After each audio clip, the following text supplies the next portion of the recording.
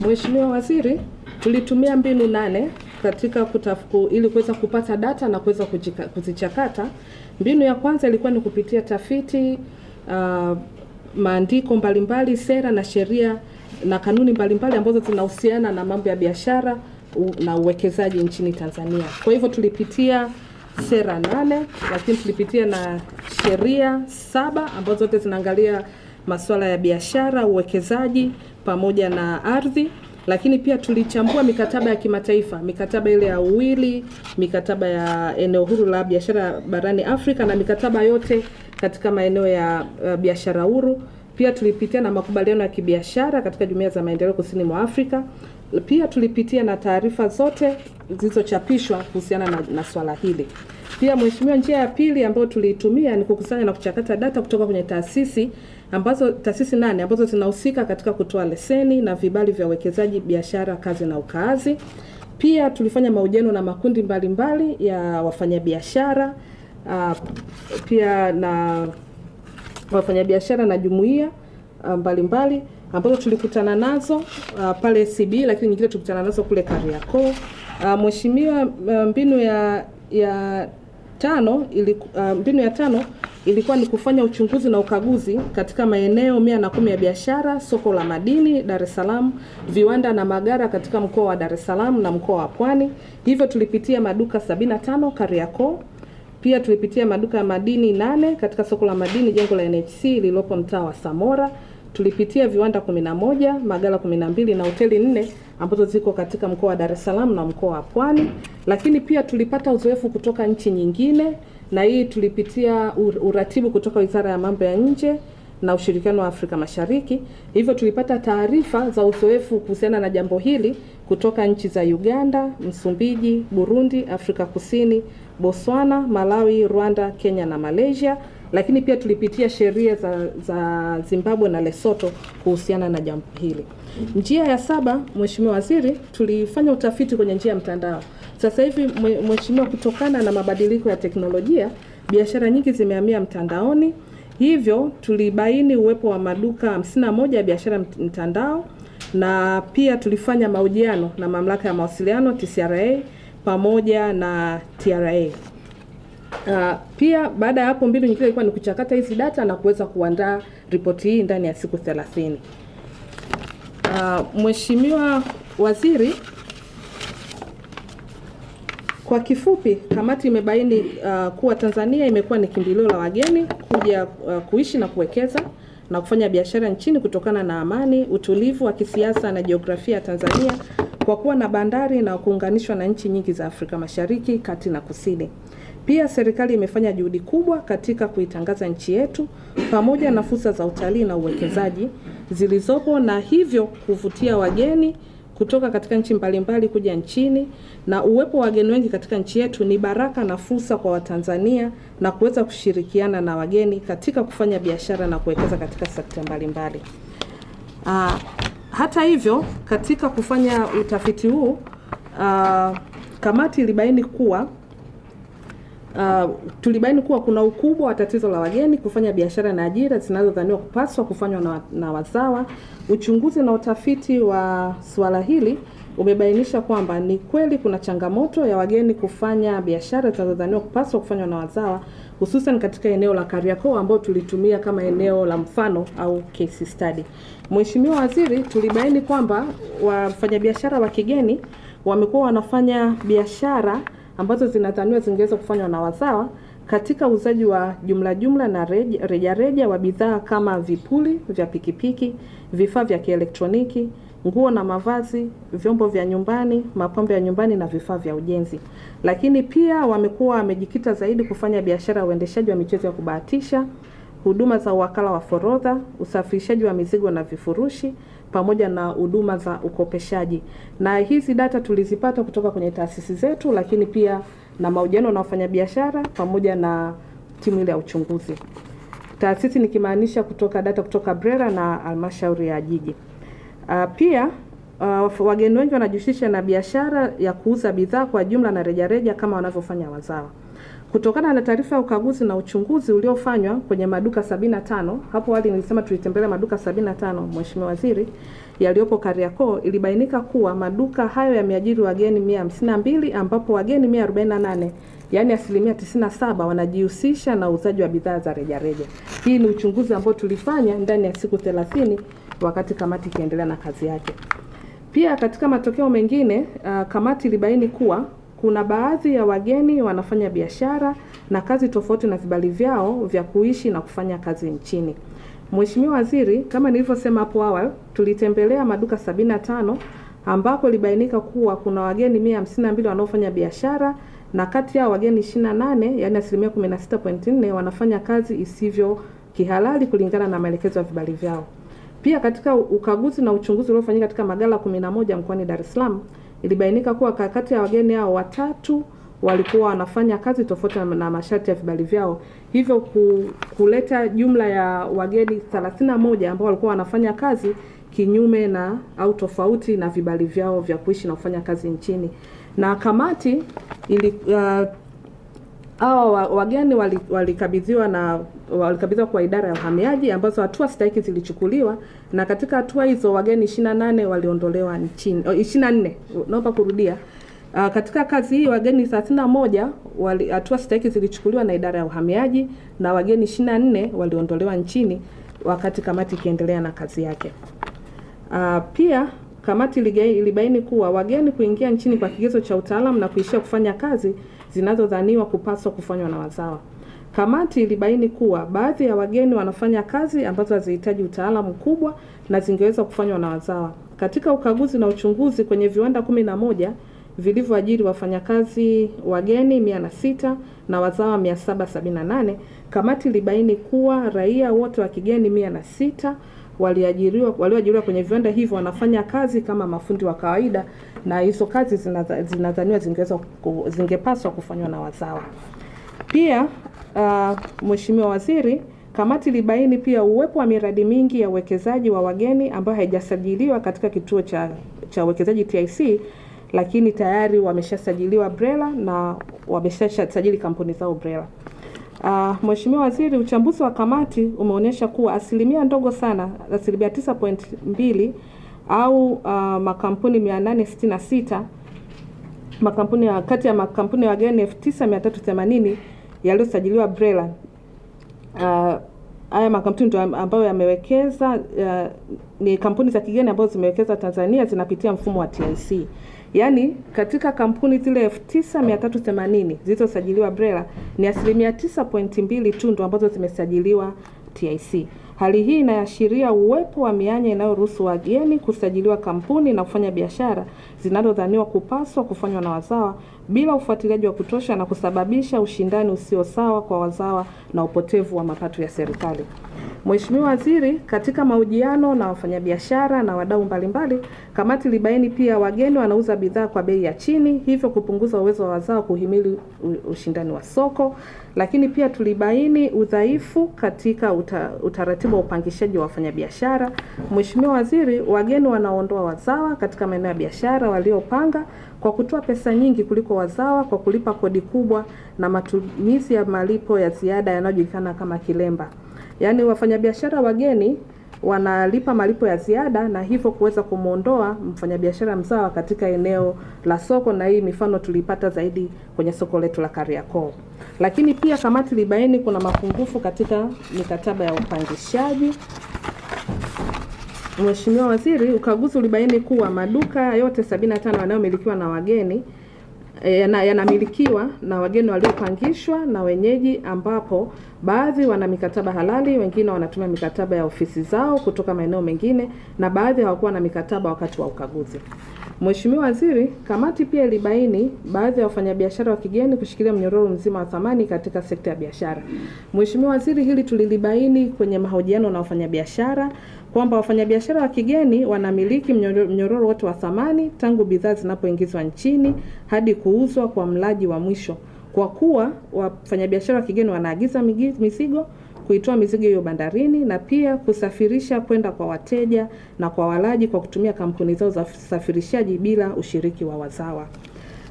Mheshimiwa Waziri, pia kamati ilibaini biashara za wageni kusajiliwa kwa vitambulisho vya wazawa. Katika mahojiano na wadau na wafanyabiashara, kamati ilibaini kuwa kuna baadhi ya wafanyabiashara wa kigeni wanasajili biashara zao kwa mgongo wa wazawa kwa kutumia vitambulisho vyao vya taifa, yani NIDA na namba ya mlipa kodi, yani TINI. Na hata hivyo wazawa waliosajili kampuni hizo ni wafanyakazi tu na hawana mamlaka yoyote. Kwa hiyo wazawa wanatumika kama wafanyakazi, lakini pia ndio wanakuwa wamiliki, lakini ukija wamiliki halali wanakuwa wafanyabiashara wa kigeni. Mheshimiwa Waziri, pia kamati libaini baadhi ya wageni wanafanya biashara mtandaoni bila kuwa na usajili wala leseni, na hivyo kushindwa kufuatiliwa na kukwepa kodi. Kutokana na mabadiliko ya teknolojia, kamati ilipitia kwenye mitandao ili kuweza kubaini maduka na majukwaa tofauti yanayofanya biashara. Kamati ilibaini kuwa kati ya maduka 29 yanayofanya biashara mtandaoni, maduka yote 29 hayakuwa na leseni za biashara na maduka 27, yani 93.1, hayana usajili. Pia kati ya majukwaa ya biashara mtandaoni 14, majukwaa 12, yani 85.7, hayakuwa na usajili wala leseni za biashara. Pia katika zoezi la ununuzi uliofanywa na kamati, pia kamati ilienda kufanya ununuzi wa bidhaa 10 kutoka kwa wauzaji 10. Ilibainika kuwa wafanyabiashara 8, yani 80%, hawakutoa risiti. Aidha, kati ya wawili waliotoa risiti, mmoja alitoa risiti ya kugushi kwa mujibu wa uthibitisho kutoka TRA. Na Mheshimiwa Waziri, hii listi nzima ya wafanyabiashara haya maduka 29 na majukwaa ya mtandaoni 14 tumeshakabidhi BRELA kwa ajili ya hatua stahiki ili ziweze kuchukuliwa. Mheshimiwa Waziri, pamoja na ushiriki wa wafanyabiashara wageni na wazawa katika biashara na kazi za uzalishaji hapa nchini, kumekuwa na athari chanya na athari hasi. Athari chanya ni kama tumeona kumekuwa na ongezeko la ajira. Pia tumekuwa na ongezeko la viwanda na teknolojia. Mapato ya serikali yatokanayo na kodi na tozo yameongezeka, lakini pia machaguo kwa ajili ya walaji na bei rafiki. Ila pia hasara hasi kumekuwa na kupungua uwezo wa wafanyabiashara wazawa kuhimili ushindani kama nilivyoeleza hapo awali, lakini uwepo wa mianya ya kupotea mapato ya serikali hususan katika biashara zinazofanyika mtandaoni. Lakini pia wafanyabiashara wengi wamekuwa hawatumii mifumo ya kibenki kupokea na kufanya malipo katika biashara zao. Hii ni kwa mujibu wa mahojiano, ilielezwa kwamba wafanyabiashara wa kigeni wanafanya malipo kwa kubadilishana bidhaa. Sababu zizo pia Mheshimiwa Waziri, sababu zinazochangia wageni kupewa vibali na leseni kwa kazi na biashara zinazodhaniwa kupaswa kufanywa na wazawa zipo nyingi, lakini mojawapo ni pamoja na sheria zetu kutoainisha bayana aina ya biashara na ajira ambazo hazipaswi kufanywa na wageni. Mheshimiwa Waziri, kamati ilikuja na mapendekezo na hatua za kuchukua za muda mfupi na za muda mrefu.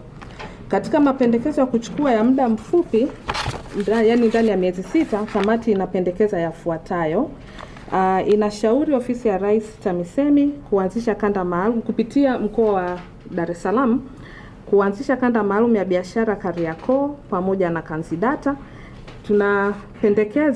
Kamati inapendekeza Mheshimiwa Waziri, eneo hilo litengwe na kupewa hadhi ya eneo maalum la biashara na kuwa na Kanzidata wafanyabiashara wote, kutenga maeneo ya biashara za jumla na rejareja na kuwa na kituo cha utoaji wa huduma za serikali, yani one stop center, ambazo taasisi zote zinazohusika zitakuwepo eneo hilo ili kuweza kuhudumia wafanyabiashara eneo la Kariakoo.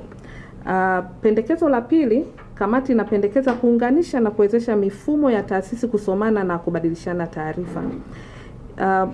Mheshimiwa Waziri, kamati inapendekeza ili kurahisisha udhibiti wa usajili, leseni na vibali vya uwekezaji, kazi na ukaazi, taasisi za serikali kama TIC, BRELA, idara ya uhamiaji na idara ya kazi zihakikishe mifumo yao imeunganishwa na inasomana ili kubadilishana taarifa na kuthibitisha nyaraka wakati wa usajili, utoaji wa leseni na vibali vya uwekezaji, biashara, kazi na ukaazi. Pia kamati inapendekeza idara ya uhamiaji ihakikishe mfumo wake ule wa elektroniki unaboreshwa na udhibiti ufike hadi maeneo ya hoteli, nyumba za wageni na serikali za mitaa ili kuweza kusaidia kufuatilia na kudhibiti mwenendo wa wageni wanapokuwa ndani ya nchi. Pia Pia Mheshimiwa Waziri, kamati inapendekeza au inashauri ofisi ya Rais TAMISEMI kupitia mkoa wa Dar es Salaam inashauriwa kukamilisha ile zoezi ambalo tayari limeshalianza la kupunguza wafanyabiashara wadogo wenye meza ambao waliozidi katika eneo la Kariakoo kwenda eneo la wazi la Dati mtaa wa Lindi kwa muda wakati wanasubiri ujenzi wa soko la Jangwani. Eneo hilo linatarajiwa kuchukua wafanyabiashara wadogo 4800, yani 82.7 kati ya wafanyabiashara wadogo 5800 wenye meza Kariakoo. Mwenyekiti, na hii taarifa tulipewa kutoka ofisi ya mkoa wa Dar es Salaam kwamba ile zoezi walishalianza, kwa tuko tunashauri waende kulikamilisha. Mheshimiwa Waziri, pia tunashauri wizara yako ya viwanda na biashara, ofisi ya Rais TAMISEMI na BRELA wafanikishe uwepo wa dirisha moja la utoaji wa leseni za biashara zote nchini bila kuathiri mapato ya kila mamlaka ya utoaji leseni. Hii itawezesha urahisi wa upatikanaji wa huduma kwa wafanyabiashara na kanzidata ya leseni zote nchini. Pendekezo lingine, Mheshimiwa Waziri, ni kufanya ukaguzi wa pamoja wa taasisi, na hili tumeliona tulivyokopa kwenye lile zoezi za siku 30, tulikuwa tunaenda mamlaka zote zilikuwa zinaenda kwenye ukaguzi na lilileta ufanisi mkubwa. Kwa hivyo tunapendekeza ukaguzi wa pamoja wa taasisi na mamlaka zinazohusika na usajili wa biashara na utoaji wa leseni na vibali kwenye eneo la Kariakoo, lakini na miji yote mingine nchini. Hizo taasisi ni kama TIC, BRELA, idara ya uhamiaji na idara ya kazi.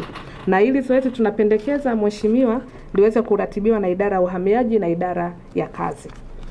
Mheshimiwa Waziri, pendekezo jingine, tunashauri wakala wa usajili wa biashara na leseni, yani BRELA, ianzishe na kutunza kanzidata ya shughuli za biashara zote nchini kuanzia biashara ndogo mpaka kubwa. Mheshimiwa Waziri, pia kamati inapendekeza utoaji wa elimu kwa wafanyabiashara wazawa na wageni. Taasisi kama TIC, BRELA, idara ya uhamiaji na idara ya kazi zitoe elimu kuhusu uzingatiaji wa sheria na kanuni za nchi katika ufanyaji wa biashara na madhara ya kutumia nyaraka za kugushi au za mtu mwingine katika kuendesha biashara na kuishi nchini. Lakini vyuo vinavyotoa elimu ya biashara viimarishe mafunzo ya muda mfupi na muda mrefu kwa wafanyabiashara na kuwajengea elimu ya mafunzo kwa vitendo kwa wanafunzi wanaosoma biashara ili kuendana na mabadiliko ya kibiashara na teknolojia duniani. Pia mamlaka ya maendeleo ya biashara TanTrade inashauriwa waimarishe huduma za ushauri wa biashara, kliniki ya biashara na intelijensia ya biashara ili kuweza kuwasaidia wafanyabiashara wetu. Mheshimiwa Waziri, ofisi ya Rais TAMISEMI inashauriwa iimarishe kamati ya ulinzi ngazi ya kata na mitaa kwa kuwawezesha wenye viti na watendaji wa serikali za mitaa kuwa na daftari la usajili, yani register ya wageni na wapangaji wote katika maeneo yao, na hilo daftari liunganishwe kwenye mfumo wa kielektroniki wa mfumo wa idara ya uhamiaji. Hii itasaidia Mheshimiwa Waziri, mgeni akishafika ndani ya nchi akienda eneo la ukaazi aweze kufahamika ili kuweza kufuatilia mienendo ya wageni wakiwepo ndani ya nchi. Mheshimiwa Waziri, pendekezo jingine, idara ya uhamiaji kwa kushirikiana na jeshi la polisi na serikali za mitaa waimarishe ufuatiliaji wa wageni baada ya kuingia nchini. Ufuatiliaji wa mara kwa mara ufanywe na taasisi husika ili kuweza kubaini shughuli wanazofanya kama zinaendana na vibali vyao. Mheshimiwa Waziri, katika kupitia pia sheria zetu tuliainisha maeneo ambayo itakuwa vizuri yakifanywa marekebisho ili kuboresha mazingira ya biashara baina ya wageni na wazawa kwa kubainisha bayana biashara na ajira ambazo hazipaswi kufanywa na wageni. Sheria hizo zinazopendekezwa ni kama ifuatavyo. Tunapendekeza Mheshimiwa Waziri, sheria ya uwekezaji namba 10 ya mwaka 2022 irekebishwe ili kituo cha uwekezaji TIC kiweze kuratibu na kusimamia masuala yote ya uwekezaji wa wageni bila kujali kama mwekezaji anahitaji manufaa, yani incentive. Lakini pia kutokana na mahojiano tuliofanya, wafanyabiashara walipendekeza pia na kile kiwango cha usajili kiongezwe kwa wafanyabiashara wa kigeni. Pia sheria ya leseni ya biashara sura 101 irekebishwe ili kuainisha aina za biashara zinazopaswa kufanywa na wazawa pekee. Pia 3, sheria ya uhamiaji sura 54 irekebishwe ili kuzingatia sekta au aina ya biashara zitakazobainishwa na sheria ya leseni ya biashara sura 101 ambazo zitafanywa na Watanzania pekee. Pia kuongeza kiwango cha chini cha faini cha sasa, na kosa la kuzidisha muda wa kuishi nchini adhabu yake itozwe kwa kila siku iliyozidishwa na mgeni kwenye kifungu 45 cha pili. Pendekezo la 4 kwenye swala la kisheria, Tunapendekeza utekelezaji wa sheria ya usimamizi wa ajira ya wageni sura 436. Mheshimiwa Waziri mwenye dhamana anashauriwa achukue hatua ya kubainisha kada adimu nchini ambazo wanaweza kufanya wageni. Pia eneo la mwisho kwenye masuala ya kisheria, tunapendekeza kutungwa sheria mpya ya biashara mtandaoni, yani e-commerce, ili kuratibu na kudhibiti biashara zinazofanyika katika njia ya mtandao. Pia tunapendekeza kufanyika kwa uchunguzi na utafiti wa kina ili kubaini athari kamili za michezo ya kubahatisha.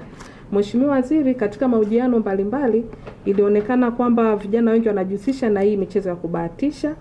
Sasa tunashauri taasisi za elimu ya juu zifanye uchunguzi na utafiti wa kina ili kubaini athari kamili za michezo ya kubahatisha kwa vijana, ikiwa ni pamoja na athari za kifedha, kisaikolojia na kijamii. Hapo ndo mwisho wa mapendekezo ya muda mfupi. Naenda kwenye mapendekezo ya muda mrefu. Kamati inapendekeza hatua zifuatazo zitekelezwe katika kipindi cha muda mrefu kuanzia kipindi cha miezi 6 na miaka 2 ili kuondoa changamoto zilizopo. Hatua zinazopendekezwa ni pamoja na inashauriwa ofisi ya Waziri Mkuu, Kazi, Vijana, Ajira na Wenye Ulemavu ikamilishe sera ya taifa ya ushiriki wa wazawa katika uchumi, yani National Local Content Policy. Kuwepo kwa sera hiyo sambamba na mikakati madhubuti ya kuwawezesha wazawa kushindana sokoni kutasababisha wazawa kukua na kushiriki kikamilifu katika biashara na uchumi wa nchi. Pia inashauriwa Wizara ya Viwanda na Biashara ipitie na kurekebisha sera ya maendeleo ya biashara ya mwaka 2003 toleo la mwaka 2023 ili iainishe aina ya biashara ambazo wageni hawapaswi kufanya. Pia katika mapendekezo ya muda mrefu inashauriwa Wizara ya Viwanda na Biashara ipitie na kurekebisha sera ya taifa ya masoko ya mazao ya kilimo ya 2003 ili kuwezesha mazao ya mifugo na kilimo kuwa shindani. Aidha, sera iweze kutoa udhibiti wa bei na namna ya ununuzi wa mazao ya kilimo na mifugo kupitia masoko maalum. Pia sera ipanue wigo wa kuangalia masoko yote. Pia inashauriwa Wizara ya Ardhi na Maendeleo ya Makazi ipitie na kurekebisha sera ya taifa ya maendeleo ya makazi ya 2000 ili iweze kutoa vigezo vya kodi vya pango, kuratibu upangishaji na utendaji wa madalali, hii ikiwa ni pamoja na mafunzo na pia madalali waweze kusajiliwa. Mheshimiwa Waziri, pia pendekezo Wizara ya Viwanda na Biashara ipitie na kurekebisha sera ya taifa ya maendeleo endelevu ya viwanda ya mwaka 1996 ili kushughulikia uhaulishaji wa teknolojia kutoka kwa mwekezaji wa nje kwenda kwa wazawa, ili kuwezesha wazawa kuzalisha bidhaa shindani, ili kuwezesha bidhaa za Tanzania kuuzika katika masoko ya nje.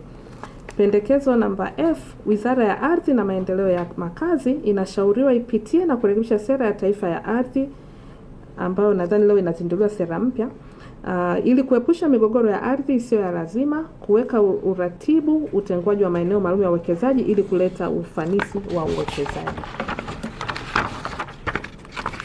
Mheshimiwa Waziri, pendekezo jingine inashauriwa ofisi ya Waziri Mkuu, Kazi, Vijana, Ajira na Wenye Ulemavu iandae sera ya maendeleo ya sekta binafsi. Uandaji wa sera hii utasaidia kuratibu uendeshaji wa kongani za sekta binafsi na kukuza mashirikiano kati ya sekta binafsi na sekta ya umma, kutahakikisha wafanyabiashara wanajiunga kwenye mfumo rasmi wa wanachama wa pamoja, yani universal membership, na itasaidia upatikanaji wa fursa za biashara na masoko, elimu na ushauri wa kibiashara. Pia pendekezo jingine, Mheshimiwa Waziri, tunapendekeza kuanzisha mfuko kwa ajili ya kuwapa wafanyabiashara mikopo ya muda mrefu na yenye riba nafuu. Inapendekezwa Baraza la Taifa la Uwezeshaji Wananchi Kiuchumi NEC kuanzisha mfuko ulioainishwa katika Sheria ya Taifa ya Uwezeshaji Kiuchumi namba 16 ya mwaka 2004 kwa ajili ya kukopesha wafanyabiashara wazawa kwa riba nafuu na kwa muda mrefu. Pia Benki Kuu ya Taifa inashauriwa ifanyie kazi swala la utoaji wa mikopo yenye riba nafuu na ya muda mrefu ili kuwezesha wafanyabiashara wazawa kuweza kushindana sokoni. Pia inashauriwa Shirika la Viwango Tanzania TBS liimarishe udhibiti wa bidhaa za chakula zenye lugha tofauti na Kiingereza au Kiswahili na kudhibiti ubora na bei za bidhaa hizo sokoni. Pia inashauriwa Wizara ya Fedha ipitie kanuni za fedha ili kuweka gharama rafiki za matumizi ya mifumo ya kidijitali katika kufanya malipo, yani cashless transaction. Hatua hii itasaidia kufuatilia miamala ya wafanyabiashara kwa uwazi zaidi, kupunguza ukwepaji wa kodi na kuongeza mapato ya serikali. Aidha, mfumo huu utarahisisha biashara, kuboresha usalama wa fedha na kuchochea ukuaji wa uchumi wa kidijitali nchini. Pia ofisi ya Rais TAMISEMI inashauriwa itenge maeneo mengine ya biashara nje ya Kariakoo na kujenga masoko ya kisasa ili kupunguza msongamano wa wafanyabiashara na wateja, kuimarisha ushindani wa kibiashara na kurahisisha upatikanaji wa bidhaa. Mheshimiwa Waziri, pia tunashauri Wizara ya Ardhi na Maendeleo ya Makazi pamoja na Wizara ya Viwanda na Biashara zirasimishe sekta ya mawakala na upangishaji na utoaji wa huduma saidizi za sajili na uombaji wa leseni na vibali ili kupunguza uwasilishaji wa nyaraka za kugushi na upandaji holela wa bei za upangishaji. Mheshimiwa Waziri, baada ya kumaliza mapendekezo haya, kamati ilikutana na changamoto nyingi wakati tunafanya kazi ile ya uchunguzi, na hizi changamoto lakini hazikuweza kuzuia utendaji wa kamati, ila tulipata changamoto kama kupigiwa simu. Kwa tutakabidhi ripoti ya siri kwa ajili ya hatua zako stahiki. Mwisho, Mheshimiwa Waziri, kamati inapenda kutoa shukrani za dhati kwa Mheshimiwa Rais wa Jamhuri ya Muungano wa Tanzania Dr. Samia Suluhu Hassan kwa kuendelea na juhudi zake za kuimarisha na kuboresha mazingira ya biashara nchini, uboreshaji wa miundombinu, urahisishaji wa taratibu za uwekezaji na biashara katika sekta mbalimbali ambazo zimeleta mabadiliko makubwa ya kiuchumi katika taifa letu. Juhudi hizi zimeleta ufanisi wa biashara, kuvutia wawekezaji na kuboresha ustawi wa wananchi wa Tanzania. Kamati tunathamini sana juhudi hizo, na katika kazi hii tumejitahidi tunavyoweza kuhakikisha kuwa mapendekezo tuliyotoa yanachangia katika kufanikisha malengo na maono mapana ya Mheshimiwa Rais Dr. Samia Suluhu Hassan. Pia kamati hii inapenda kukushukuru Mheshimiwa Waziri wa Viwanda na Biashara, wewe binafsi, kwa kuweza kutuamini na kututeua kuweza kufanya kazi hii. Pia kamati inatoa shukrani kwa watumishi wa Wizara ya Viwanda na Biashara, taasisi zote zilizoshiriki ndani ya Wizara ya Viwanda na Biashara, lakini pia na taasisi nyingine za uhamiaji, idara ya kazi, jeshi la polisi, pia pamoja na sekta binafsi na taasisi nyingine zote za umma kama TRA kwa ushirikiano waliotoa katika kipindi chote kwa siku 30 ambacho kamati imekuwa ikifanya kazi hii. Mheshimiwa, naomba kukabidhi ripoti.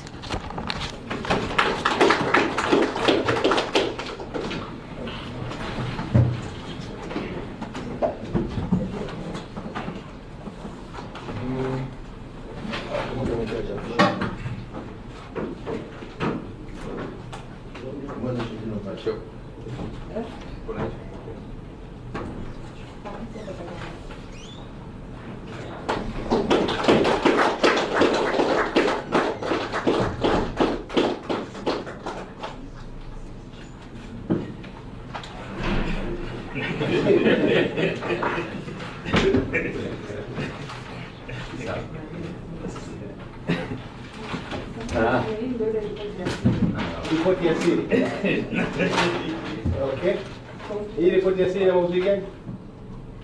Changamoto tulizokutana nazo wakati wa kufanya kazi ya uchunguzi. Sawa. Ndani ya zile siku 30. Okay, sawa. Hii ni sawa. Yote tumejua lakini kwa envelope.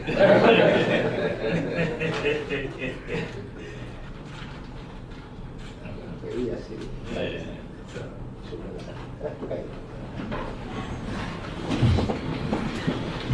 Sawa, Mheshimiwa Waziri wa Viwanda na Biashara Dr. Seleman Said Jafo, hivi punde umetoka kupokea taarifa kutoka kwa mwenyekiti wa kamati hii ya ufuatiliaji wa biashara za baina ya wazawa na wageni, na umesikiliza mambo ambayo mwenyekiti huyu ameyasema. Lakini la mwisho kabisa ambalo nilitaka niliseme kabla sija kukaribisha Mheshimiwa Waziri ni kwamba umeziona hizo taarifa jinsi zilivyokuwa zimeshiba. Lakini taarifa hizo kama unavyoziona Mheshimiwa Waziri ni kazi ambayo imefanyika kwa muda wa mwezi mmoja tu, na hii kamati umeona namna ambavyo imejitolea. Lakini hiyo taarifa ya mwisho ambayo umekabidhiwa ya siri, na hili jambo nimsaidie tu mwenyekiti katika kulisema, kamati imepokea simu nyingi sana za ufuatiliaji. Wako watu wengine ambao wanazo nafasi mbalimbali katika nchi yetu, na ambayo inaonekana kabisa kwamba jitihada hii kubwa ambayo inafanywa na Mheshimiwa Rais wa Jamhuri ya Muungano wa Tanzania, lakini na wewe mwenyewe kama kiongozi wa wizara hii na baadhi ya viongozi wengine ambao ni waadilifu katika nchi yetu na ambao ni wazalendo, bado inaonekana kwamba kazi hiyo ni kubwa na inatakiwa ifuatiliwe kwa kiwango kikubwa, kwa sababu juhudi zinazofanywa na Mheshimiwa Rais hazipaswi kufifishwa na mtu yoyote ile. Utaona katika kamati hii wako wenzetu wengine ambao wanatoka katika vyombo vya ulinzi na usalama. Kwa hiyo mchanyato huu wa kamati hii ambao uliiunda imesaidia kwa kiasi kikubwa kwamba wale baadhi ambao walikuwa wanataka kuhakikisha kwamba kazi nzuri inayofanywa na kamati haifiki mwisho, basi wenzetu ambao wanatokana na vyombo nao wamesaidia kwa kiasi kikubwa sana. Kwa hiyo inatufundisha kwamba mchakato wa jambo hili sio jambo ambalo ni jepesi kama linavyoangaliwa. Kwa hiyo ni jambo ambalo tunategemea Mheshimiwa Waziri, baada ya kupokea basi maelekezo yako, na baadaye tunaamini utapata nafasi ya kusoma taarifa hiyo ya siri ambayo imebainisha majina na wale wote ambao walikuwa wamepiga simu kwa kamati kuonyesha maslahi yao na kuonyesha kwamba kukinza jambo hili lisifanyike. Taarifa hiyo inakueleza kwa kina Mheshimiwa Waziri, na utaona hapo, na baadaye utaona wewe kwa nafasi yako kwa kadri itakavyoonekana nafaa kwako na kwa mamlaka ya juu utakavyoona inafaa kwa ajili ya kuitumia vizuri kamati hiyo.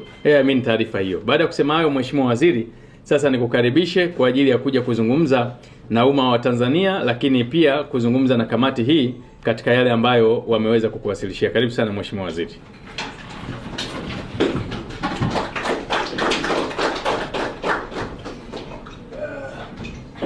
Hii kwanza meza isogee hapa. Mimi ni mwanahabari. Hii podium isogee hapa mbele. Alafu wewe hama. Sio. Nani sama sogea hapa. Sama. Hii sogea hapa. Kuna issue inaitwa shughuli ya mwanga.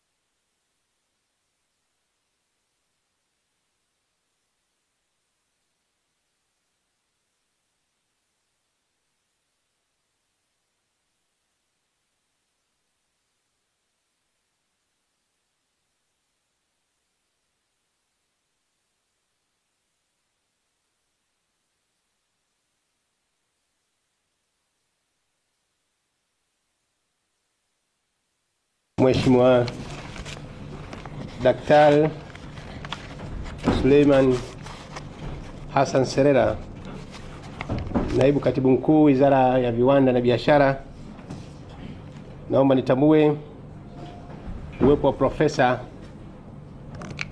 Roga ambaye ndiye alikuwa mwenyekiti wetu wa kamati hii. Naomba nitambue wajumbe wa kamati yote ya kufuatilia swala hili muhimu la mahusiano, la mchakato, biashara zinazofanywa baina ya wageni wa Tanzania kwa ujumla, watumishi wengine wa serikali mlikuwepo humu, secretariat, wanahabari wetu, mabibi na mabwana, asalamu alaykum. Jamhuri ya Muungano wa Tanzania. Kwanza awali ya yote ningelipenda kuchukua fursa hii kubwa kumshukuru sana Mwenyezi Mungu Mola ambaye ametuwezesha leo hii siku ya Jumatatu tumekutana hapa kwa ajili ya kupata taarifa ya timu ya wataalamu ambayo walifanya kazi hii ya kutathmini mazingira ya biashara baina ya Watanzania ama wazawa na wageni. Nikushukuru sana Profesa Eda Tandiroga kuiongoza timu hii ya wataalamu ambao leo hii mmetufikishia taarifa hii ambayo ni jukumu la serikali sasa tuweze kuangalia jinsi gani taarifa hii itaweza kutekelezwa. Niwapongezi wajumbe wa kamati kwa kazi kubwa mlioendelea kuifanya. Lakini kubwa tumpongeze sana na tumshukuru Daktari Samia Suluhu Hassan, Rais wa Jamhuri ya Muungano wa Tanzania, kwanza kwa maelekezo yake na kazi kubwa anayofanya kwa ajili nchi yetu hii isonge mbele katika upande wa maendeleo.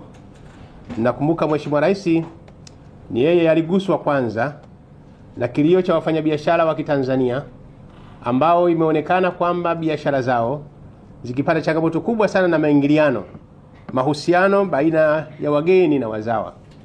Mheshimiwa Rais mara kadhaa ameweza kutoa maelekezo na wizara yetu iliweza kuhakikisha jambo hili linafanya kazi kwa vitendo, ama serikali kwa ujumla. Ndio maana tumeunda timu hii ambayo imekuwa na watu shirikishi na wabobezi katika maeneo mbalimbali. Nishukuru sana. Combination yetu imetusaidia sana kupata taarifa hii ambayo mtu hawezi kuamini ndani ya kipindi cha mwezi mmoja mngekuja na taarifa kama hii nzito, ina mambo mengi kwa maslahi ya taifa. Hongereni sana sana na wanakamati. Huu ndio uzalendo unaotakiwa kwa Watanzania. Ni uzalendo ambao tuna kila sababu tuuenzi na tuhakikishe kwamba tuheshimu uzalendo wa huu. Katika kipindi cha mwezi mmoja ilikuwa sio jambo rahisi. Ninyi wanakamati mngeweza kufanya kazi hii kubwa. Ninafahamu hamkulala. Ninafahamu mmekutana na mambo mengi katika jambo hili. Na inawezekana ninafahamu wengine inawezekana walitamani watoke katika kamati hii. Mimi naamini wakati mnafanya kazi hii wengine inawezekana waliona mzigo mzito sana. Asibebe lawama. Lakini niwashukuru sana wote nilivyowateua wote, mlifanya kazi kwa maslahi mapana taifa hili. Hongereni sana sana wanakamati kwa kazi hii kubwa mlioifanya. Kamati hii imepokea mapendekezo kadhaa. Imeleta mapendekezo kadhaa. Mapendekezo ya muda mfupi, muda wa kati na muda mrefu. Lakini ukiainisha baadhi ya changamoto mbalimbali. Na taarifa hii inaonyesha kwamba jambo lililokuwa linalalamikiwa ni jambo la kweli. Tumebaini kwa mfano taarifa inaonyesha idadi ya magodauni ambayo yalitembelewa, lakini iliwakuta watu ambao magodauni haya yanafanya kazi si sawa sawa watu wa kigeni. Lakini mlitembelea maduka, mlibaini wafanyakazi wengi ambao wengine wanafanya biashara kinyume na taratibu. Nishukuru sana kamati hii. Licha kwamba mlikuwa mnafanya hii kazi, na ndio maana combination yake tuliunda kwa makusio maalum. Licha kwamba mlikuwa mnafanya hii kazi kwa kisha mnakamilisha taarifa, lakini hata hivyo hamkusita kuchukua hatua. Tumesikia takribani watu 31 waliobainika, lakini karibuni watu 24. Watu hao wote walitolewa hapa mchini. Hongereni sana wajumbe wa kamati. Hamkutaka kusubiri. Ndio maana ya kwamba timu hii ilikuwa imekamilika vizuri.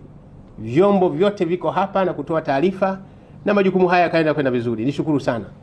Wale waliobainika na kuonekana kwamba hawafai, hawastahili kutoka hapa mchini, takribani watu 24 wameweza kuondolewa hapa nchini. Hongereni sana wajumbe wa kamati. Lakini nishukuru maeneo mliobainisha. Na hasa mlivyotembelea wafanyabiashara na mkabaini kwamba biashara zingine japo zinaonekana ni za wageni, lakini usajili wake umefanyika na Watanzania. Credentials zao za Watanzania wameweza kuzitoa, vitambulisho vyao vile vya NIDA na vitu vingine vya kuwawezesha baadhi ya watu wakafanya biashara kinyume cha taratibu. Na hili ni changamoto kubwa la uzalendo kwetu sisi wa Tanzania. Vijana wa Kitanzania unatumika katika mazingira kama hayo lakini kuihujumu nchi yako. Lakini hili maana yake ni nini? Ni ishara mbaya. Ishara hii ni kwamba mtu anaweza kabebeshwa hata dawa mzigo wa madawa ya kulevya kwa maslahi ya mtu mwingine. Unatoa uhai wako, thamani yako na utu wako kwa ajili ya watu wengine. Kwa hiyo kamati niwashukuru sana kwa hii kazi kubwa mliofanya. Mmekuja na taarifa ya kina sana, na hii taarifa naomba niambie, miongoni mwa taarifa nzito za nchi hii ni taarifa nzito sana. Ni taarifa nzito sana. Najua hapa mwenyekiti umetupa executive summary ufupi tu, lakini mambo mengi yako katika taarifa hii. Niwashukuru sana kwa hii kazi kubwa mmeifanya, na hakika imani yangu kubwa tutahakikisha mambo haya tunaenda kuyasimamia vizuri, na mwisho wa siku wafanya biashara wa Tanzania waweze kunufaika na nchi yao.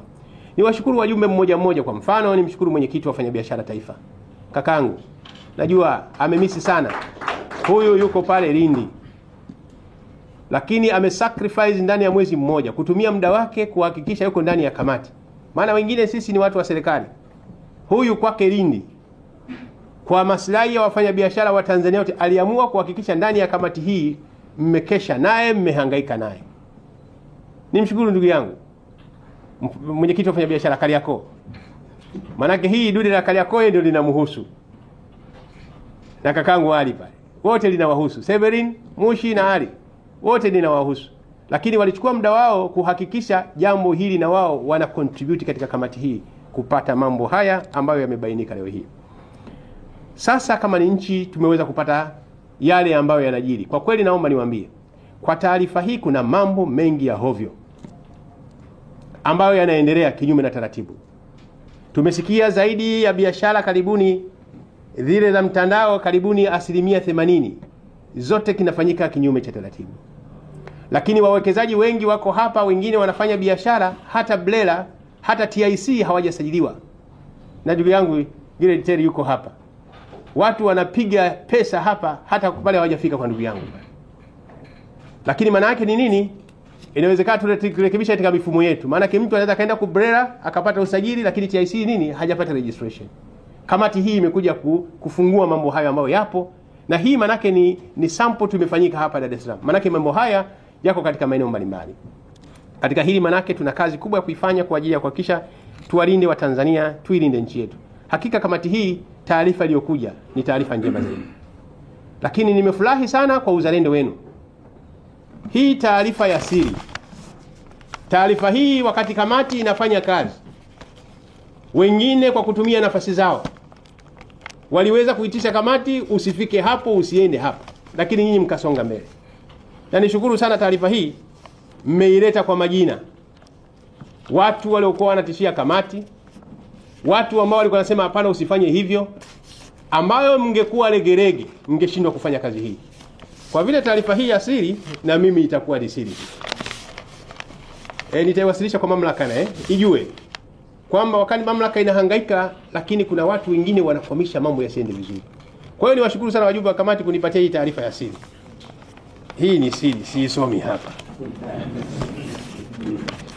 Ni taarifa ya siri muhimu. Manake hii ni reference point, inawezekana mambo mengi yanakwama kwa vitu kama hivi nchini mwetu. Inawezekana wengine wanatumia status zao, uwezo wao, position na kila kitu. Jambo jema inawezekana litakalifanyike linakwamishwa. Na hili nishukuru sana katika hili. Bahati nzuri taarifa hii ya siri nishukuru sana. Itakuwa siri. Naomba itakuwa siri. Lakini hili maana yake ni warning kwa baadhi ya watu.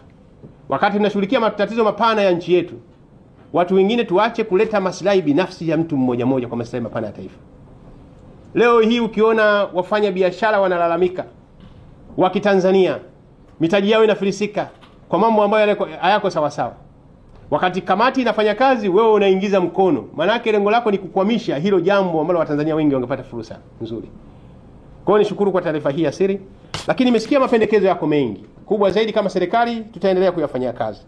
Na hasa pendekezo kwamba idara ya uhamiaji na idara ya kazi wafanye operation maalum ya pamoja kwa eneo la Kariakoo. Kwa vile leo tumepokea taarifa hii, niombe sasa idara ya kazi, uhamiaji, nendeni site. Kapitieni maeneo yote ya Kariakoo kubaini watu wote ambao wanafanya kazi kinyume na taratibu na biashara. Lakini hili niliombe kwa mikoa mingine, kwa sababu Kariakoo hapa, tukizungumza Kariakoo tunazungumza mkoa wa Dar es Salaam. Lakini tuna Arusha, tuna Mbeya, tuna Mwanza, maeneo hayo yote ya miji, tuna Dodoma. Imani yangu kubwa idara zetu za kazi, uhamiaji katika maeneo hayo wataendelea kufanya kazi, sababu eneo hilo hii ilikuwa kama ni reference point, eneo la kuonyesha wapi changamoto hii ilipo. Maana yake ni kwamba changamoto hii itakuwa Arusha, itakuwa Mbeya, itakuwa Mwanza, itakuwa Tanga, itakuwa Dodoma na maeneo mengine. Kwa hiyo sasa idara za uhamiaji katika maeneo hiyo kupitia mikoa hiyo sasa tufanye kazi hizi za operation, lakini tukianzia na Dar es Salaam. Kwa sababu jambo hili lipo na Mheshimiwa Rais amelilalamikia sana jambo hili na amelitoa maagizo. Imani yangu kubwa idara ya uhamiaji na idara ya kazi nitaanza kazi mara moja ya soko Kariakoo, tukifanya kazi as team. Maana ninyi ndio mtaongoza hiyo timu as team kufanya operation Kariakoo, ianze kubainisha watu wote ambao wanafanya biashara kinyume na taratibu hizi. Bahati nzuri imebainika na nini ndio wajumbe wa kamati mmeona hayo, ambayo kwa hakika kwamba itatusaidia sana katika hilo. Lakini hali kadhalika TBS pamoja na tume ya ushindani, mkurugenzi wa tume ya ushindani yuko hapa, na TBS sasa hakikisheni mfanye operation maalum ya pamoja kufuatilia malalamiko ya uwepo wa bidhaa ambazo hazina ubora, ambazo zinaharibu biashara. Mtendaji mkuu wa FCC yupo hapa, ni mwenzako TBS, piteni Kariakoo. Tuwalinde wa Tanzania. Zile bidhaa ambazo hazina ubora fanyeni, chukueni jukumu hili. Kwa hiyo kuna operation ya idara ya uhamiaji na idara ya kazi ya kubainisha wale wote ambao wako pale wanafanya hizi biashara, maana kazi ianze mara moja. Na ninyi FCC na TBS, sasa hakikisheni kwamba kazi hii, wekeni vijana wenu, twende kazini, tuwalinde wa Tanzania. Lakini nimefarijika sana kuona kwamba kuwepo kwa kituo jumuishi cha Mnazi Mmoja kile kihakikisha kwamba kinaongezewa idara kwa ajili kuongezea uwezo. Hizi pendekezo ni nzuri. Imani yetu ni kwamba sasa kama mlivyopendekeza timu hii ya wataalamu wa kamati maalum, imani yetu kwamba FCC na wale wengine ambao wanakosekana katika eneo hilo, anzeni kuweka kuongeza nguvu katika eneo hilo, kwa sababu hakikisha kwamba tunalinda wafanyabiashara wetu. Na yale mambo mengine ya upande wa sheria, haya mengine, taarifa hii manake ni taarifa imefika kwa Waziri wa Viwanda na Biashara. Kuna haya ambayo tunayafanyia kazi kwa haraka, na hasa mapendekezo haya ya haraka ya operation ianze haraka, haisubiri kuchelewa. Tunaenda katika siku za sikukuu sasa hivi, sikukuu ya Idi na Pasaka. Leo hapa utakuta wafanyabiashara wa Kariakoo wa Tanzania hawafanyi biashara kwa sababu wageni wapi. Nendeni mkaanze kufanya operation ya haraka. Wale wote waliobainika, wale wa kwanza tayari tumechukua hatua. Sasa tuendelee na zoezi sasa, actual field work, kuhakikisha kwamba zoezi la operation Kariakoo sasa lianze, kwa sababu taarifa yenyewe imeshaeleza wazi kuna changamoto kubwa hili. Imani yetu kwamba kazi hii itaanza mara moja. Na hili katika upande wa sheria ni jukumu letu kuhakikisha kama serikali kupitia wizara mbalimbali kama zilivyowasilishwa na kamati hii, naomba tuseme tumeipokea. Na mimi taarifa hii nitaiwakilisha kwa waziri wangu, waziri mkuu, kwa sababu mambo mengine ni cross cutting issues za wizara mbalimbali, kuhakikisha mambo mengine yatekelezwa, mambo ya kisheria asisubiri, na yale mambo mengine yote ya kiusimamizi serikali itahakikisha kwamba inafanya kazi kwa lengo kubwa kuona kwamba tunafika mahala pazuri. Mwisho lakini kwa muhimu, naomba niwashukuru tena. Nikushukuru kwanza naibu katibu mkuu, nimshukuru katibu mkuu, lakini nikushukuru naibu katibu mkuu, ndugu yangu Serera. Jambo hili nilikukabidhi wewe, nikasema ulisimamie, na kwa kweli umefanya kazi kubwa sana sana. Naomba niseme mimi nimepata bahati, nimepata naibu katibu mkuu mzuri mno, bomba, kijana mchapakazi, yuko vizuri, akili bado inafanya kazi vizuri zaidi. Kwa hiyo nikushukuru sana. Nilipokuelekeza jambo lile ulifanya ukalisimamia vizuri zaidi, na hasa kuona kwamba kamati hii jinsi gani inapata miongozo ya karibu zaidi, kuona kwamba kazi hii inafanyika vizuri. Nikushukuru sana Profesa Eda Tandiluoga. Nikushukuru sana. Huyu dada bado mbichi, kijana mdogo, ameenda kufanya jambo kubwa la taifa letu hili. Ingekuwa mtu mwingine angeogopa, sasa mimi bado angeogopa kulifuatilia jambo hili kwa kina. Hii taarifa hii inaonyesha kwamba jinsi gani mlikuwa serious katika hii kazi. Profesa, Mungu akubariki sana na akuinue. Safari yako bado iko ndefu, akuinue Mungu. Amen. Kabisa. Akuinue. Umesimamia vizuri. Lakini washukuru sana wajumbe wa kamati. Sana. Wajumbe wa kamati mmefanya kazi kubwa. Kazi hii mmeifanya kiuzalendo. Ukiangalia taarifa hii kwa kina humu ndani, kama tusingefanya kazi kiuzalendo tusingefika hapa. Uhamiaji, jeshi la polisi, kazi, kila eneo. Hakuna aliyoachwa. Ndugu yangu yupo hapa. Yaani hakuna aliyoachwa. FCC hapa, angalia basi vizuri, afu FCC nao mnajiambia kabisa FCC fuatie. Maana nini? Mlikuwa loyo, ama sio? Na mlikuwa wazalendo. Kila mtu ana kisu kinakata pale. Kama mimi na makosa inaonekana ni makosa. Swala vibali vinatoka bila utaratibu, uhamiaji upo, kazi ipo. Maana kamati hii imeonyesha uhalisia. Kama tungekuwa wa binafsi tungeneza kamati ya kupika, taarifa ya kupika. Taarifa ya kupika ni ile yenye kujipendelea, haionyeshi matatizo ya kutatua matatizo hii. Lakini niwashukuru sana kwa kweli, sana. Sana. Niwashukuru sana. Kwa kweli mmefanya kazi ya kiuzalendo ambayo ni kubwa kwa maslahi ya taifa letu hili. Sasa operation zianze kwa mujibu wa kamati hii. Hii ni serikali kubainisha sasa wafanyabiashara pale Kariakoo, lakini naamini na mikoa mingine sasa, kwa sababu kuna zile idara ya kazi na uhamiaji. Kazi hii itaenda katika maeneo mengine, tuwalinde wa Tanzania. Leo hii mmesema wafanyabiashara wanachukua, wageni wanachukua mnyororo wote wa biashara. Tokea kiwandani, huko kiwandani anayesafirisha hapa anafanya clearing and forwarding, anapeleka katika store, anapeleka mpaka kwa mlaji wa mwisho kabisa. Leo hii ndugu yangu Severin Mwishi na wenzake wanapata unyafuzi wa mapato, hata mikopo wakati mwingine wanafilisika. Ni kwa sababu watu wamekamata chain yote, na sio utaratibu huu. Sio utaratibu huu. Kwa hiyo sasa ndugu zangu, operation ianze mara moja. Bahati nzuri taarifa hii sasa iko wazi, inaeleza uhalisia wa mambo haya. Nendeni mkafanye kazi. idara ya uhamiaji, wizara ya kazi na wengine wote twende tukafanye kazi. Jeshi la polisi, kwa sababu tunafanya kazi hiyo, na jeshi la polisi lazima liwepo kuhakikisha mambo ya enforcement ya sheria inasimamiwa vizuri katika maeneo hayo. Imani yetu ni kwamba sasa kazi inaanza, tuwalinde wa Tanzania kwa maslahi mapana ya nchi yetu. Hii ndio dhamira ya Daktari Samia Suluhu Hassan aliopewa nchi hii kuongoza Watanzania. Imani yake ni kwamba Watanzania wataenda kulindwa, na huu ndio utaratibu wa kuwalinda Watanzania. Na naomba nikuhakikishie mwenyekiti, taarifa hii mimi nimeipokea na kazi ianze, lakini wahakikishie kamati hii taarifa hii itafika kwa mamlaka. Rais wetu wa Jamhuri ya Muungano wa Tanzania hawezi kuona jambo hili, inawezekana yeye ana maelekezo mengine yatakuwa ya ziada kuhakikisha jambo hili ndio, lakini itafika kwa mtendaji mkuu wa shughuli za serikali bungeni, Waziri Mkuu wa Jamhuri ya Muungano wa Tanzania, kwa sababu naye ana shughuli kubwa ya kuziunganisha hizi wizara zote kuhakikisha jambo hili linafanya vizuri. Lakini hata hivyo, haya mambo wakati mwingine inakuja taarifa afu mambo yanapotea tu, hata tulizani. Taarifa zinaweza kuwa nyingi kweli kweli, taarifa zinakuja, tume ya kwanza, taarifa kamati, afu hakuna nini kinachoendelea. Taarifa hii tunataka tuifanyie monitoring and evaluation. Utekelezaji wa taarifa hii lazima tuifanyie monitoring, usimamizi na ufuatiliaji.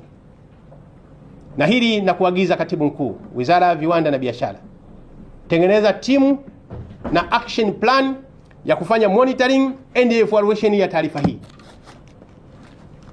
Na vizuri niagize, kila baada ya miezi 6 tukutane wadau wa hizi timu leo ndani, wizara zetu hizi tukutane, mkiratibiwa na Wizara ya Viwanda na Biashara. Tukutane tufanye tathmini ya utekelezaji wa taarifa hii. Manake hapa tunazungumza ni kumsaidia Mtanzania. Tukifanya mchezo, taarifa hii itakuwepo, itakuwa miongoni mwa watu watakuja kusoma taarifa hii kama vitabu tu. Ndani ya miezi 6 tu tunakutana. Katika taarifa ile utekelezaji wetu katika mambo ambayo nani? Je, jambo hili limekoma? Isiwe zima moto. Tunafanya operation ya siku 2-3, baada ya mwaka mmoja utakuta wageni wamejaa pale yako zaidi ya mwaka juzi leo. Haiwezekani jambo hili. Lazima tunajipima, tuangalie, check and balance. Tuangalie kuna mambo yanaenda vizuri, kama hajaenda vizuri nani bado hajatimiza wajibu wake kwa mujibu wa taarifa. Kwa hiyo Katibu Mkuu, sasa tengenezeni utaratibu. Kwanza utaratibu wa kuangalia jinsi gani tutafanya usimamizi. Lakini kila baadhi ya miezi 6 wizara za sekta husika zikutane kuhakikisha tuangalie utekelezaji wa taarifa hii. Na ninapendekeza zaidi, na mtaangalia nafaa wajumbe wa kamati hii, kwa sababu ndio walikuwa wameona uhalisia ulivyo, kwa kutumia hata kamati hii kaifanya hata kila baada ya miezi 6 kukutana tena katika kamati hii. Hii inafanya ufuatiliaji. Inawezekana mtu mwingine asipate ile uhalisia, lakini kamati hii ingekutana, na sio mbaya sana ukiwaita hawa siku moja, piga chai na korosho ziko pale. Sisi wazee wa Pwani na Walindi tumezoea togwa, weka togwa tutakunywa. Lakini tunapata tathmini mambo yakoje. Na hapa kuna wengine Wasukuma utatekeleza hata kanyama kidogo, sio mbaya. Kwa hiyo fanyeni utaratibu, tuwe tunakutana kila miezi 6, tufanye tathmini ya taarifa hii, utekelezaji wake ukoje. Kama jambo halijatekelezeka, tujue kama halijatekelezeka nini kifanyike. Hatutarajii tena kama serikali kuunda tena timu iende karudie tena Kariakoo, wakati hapa taarifa hii ime-exhaust kila kitu. Lengo letu kubwa ni kuhakikisha tunatekeleza hili jambo humu, tufikie wakati tatizo liishe. Kwa hiyo Katibu Mkuu, nakuagiza hivi. Nakuagiza, na ikikupendeza mtaangalia eza timu hii, lakini kila miezi 6 tunakutana, tunafanya evaluation. Kikao cha nusu saa tu kinatosha. Jambo hili limetekeleza kiasi gani? Watu hatutaki tena kilio cha wafanya biashara. Na naomba niwaambie, tusipokuwa makini tutatengeneza Watanzania maskini. Watanzania maskini na waliofilisika. Na benki zetu zitakuwa na defaulters wengi sana, wamechukua mikopo, nyumba zao zitauzwa. Kwa sababu mnyororo wa biashara umeshikwa na wageni, watu wanasuffocate. Lazima, amani yangu kubwa, tuleke agenda ya uzalendo kuwasaidia Watanzania wetu. Na hili ni jukumu letu sote. Lakini kama nilivyosema, upande ule wa sheria, wa kisera, haya mengine tumeyachukua kwa ujumla wake kwa ajili ya kuyafanyia kazi. Katibu Mkuu, lile ambalo linahusu Wizara ya Viwanda na Biashara lianze mara moja. Pitieni sheria zinazohusu Wizara ya Viwanda na Biashara. Mengine nitafikisha kwa Waziri Mkuu kwa ajili ya wizara zingine. Linalohusu Wizara ya Viwanda na Biashara, upande wa sheria, upande wa sera, pitieni. Na ile sheria, nilizama sio sheria e-commerce. Ikiwezekana, kwa sababu ulimwengu sasa umebadilika, ulimwengu wa kimtandao, ianze mara moja. Keni mchakato haraka. Yale yanahusu Wizara ya Viwanda na Biashara yaanze leo hii, mchakato wake mjipange. Jinsi gani mambo ya kisheria, mambo ya kama policy, yote tuhakikishe tunaweka vizuri. Na mengine kuhusu wizara nyingine na imani kupitia ofisi ya Waziri Mkuu mambo mengine yote yataenda vizuri kwa ajili ya kuwasaidia Watanzania. Sababu lengo letu kubwa ni kuhakikisha kumsaidia Daktari Samia Suluhu Hassan. Tumshukuru Mheshimiwa Rais kwa malezi yake, kwa maelekezo yake na kazi kubwa, lakini washukuru sana wenzetu wa vyombo vya habari. Mmefanya kazi kubwa sana katika jambo hili. Wengine waliniita katika vipindi vya mahojiano, jambo hili likoje? Lakini wengi walikuwa wanafuatilia kule site, wanasema kamati ipo lakini tunaona watu bado wanafanya biashara. Lakini wengi wale wapata taarifa sema kuna watu wengine wameshaanza kukamatwa. Kwa hiyo kila mtu alikuwa na information tofauti. Maana nini, kazi ilikuwa inaendelea. Kwa hiyo niwashukuru sana ndugu zetu wa vyombo vya habari. Tuendelee kuchapa kazi kwa ajili ya Tanzania yetu. Hakuna mtu mwingine wa kulinda Tanzania isipokuwa ni sisi wenyewe. Baada ya kusema haya, niwashukuru tena. Sasa nimepokea taarifa hii kwa ajili ya kazi, na zile kazi za kwanza, kazi iendelee ya operation, kazi iendelee, uhamiaji, watu wa kazi pale Kariakoo, kazi iendelee, FCC, TBS, kazi iendelee, mambo ya biashara feki pale Kariakoo, watu walinda Tanzania. Asante sana kunisikiliza.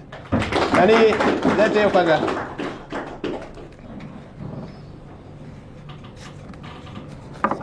Sawa, nadhani hili limekaa vizuri.